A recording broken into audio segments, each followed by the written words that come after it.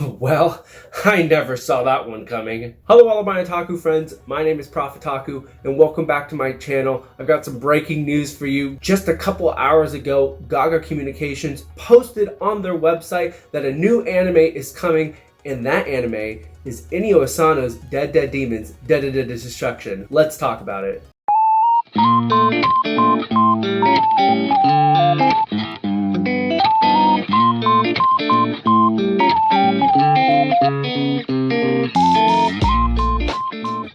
So with the news dropping this morning, I just wanted to put out a video showing what we know so far and also my thoughts on the manga itself, because honestly, it's a top 20 manga for me and it's probably my favorite Asano work that I've ever read. So some quick manga facts for you guys if you do not know this work. So this is a work by Inio Asano. You may know him from Goodnight Poon Poon, Solanin, What a Wonderful World, classics like that, and also the infamous Girl on the Shore. The manga is currently being published by Viz, and there are 10 volumes currently out in English. The manga just ended last month, February 28th, after 12 volumes. The last volume should be shipped out in Japan March 30th, so we're going to be finishing up this manga very, very soon. This manga has won many accolades, with the most prominent being Best General Manga at the 66th Shogakukan Manga Awards in January of 2021. So what do we know about this anime so far? This is the first Inio Asano work to ever get an anime adaptation.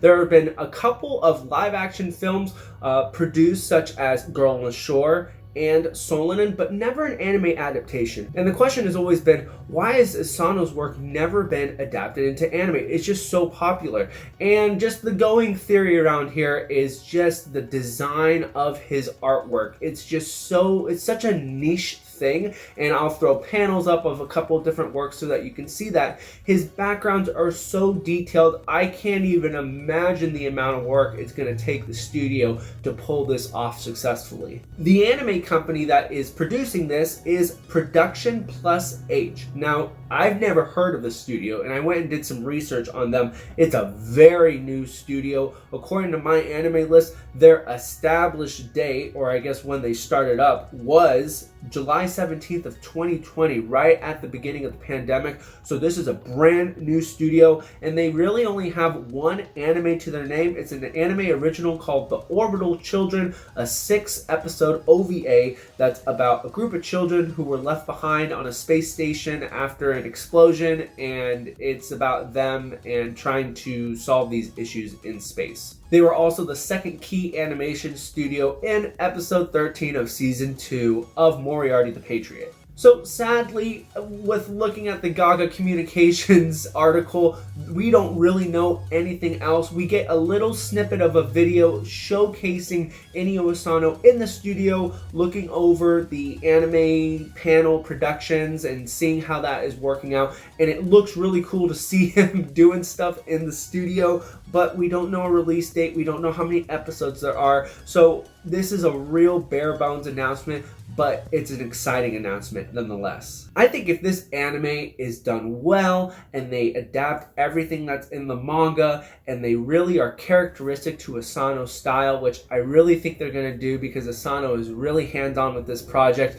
I think that this could easily be a top 10 anime of all time for me. So let's talk about why this manga is one of my top 20 manga. So this manga, like any Asano manga, is quite an interesting premise. We follow these group of girls. They are in high school, about to go into college, and they're just typical high school girls with their typical high school girl problems. But the catch is, even in their everyday nonchalant life, there's a spaceship above Tokyo. And this spaceship came 3 years ago as invaders. So it's just them living their life with this alien invasion above them. Obviously, when the aliens first arrived, there was a big cataclysmic event which had the governments in the world reacting to it, but since then it's been kind of dull, kind of normal and everybody has moved on into their daily life. So I have 2 pros and 1 con because I don't want this video to go too long. My first pro is the artwork. Oh my goodness, this is easily top 5 artwork in manga for me. I highly recommend you check out on YouTube. I'll link it down in the description below or in a card. I found a documentary of Inio Asano's creative artwork process, and this specifically is for Dead Demons, how he uses digital and photography to create these backdrops and also manually putting in the drawings on top of that. It's super cool and a great viewpoint into Asano's creative process, so I recommend you check that one out. But the artwork itself is just absolutely peak fiction. It is so good, it's so detailed, and it really helps you just envelop yourself into this crazy world, and it feels like you're just walking right down the street with these group of girls. It's just absolutely nuts. The other pro that I have is that it is a fantastic story. Inio Asano's work is kind of a niche thing because it takes really dark turns. There's lots of symbolism, lots of metaphors going on. But what I love about Dead Demons is that this is just such a different work than what he's done before.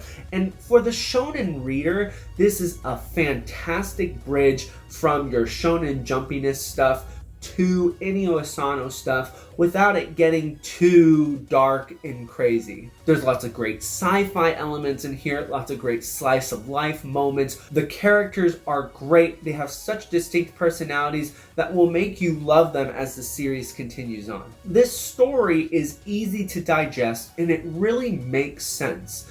You can take this story in 2 ways. You can take it at base value. You've got these girls and you've got an alien invasion and it's their life. And it's that simple.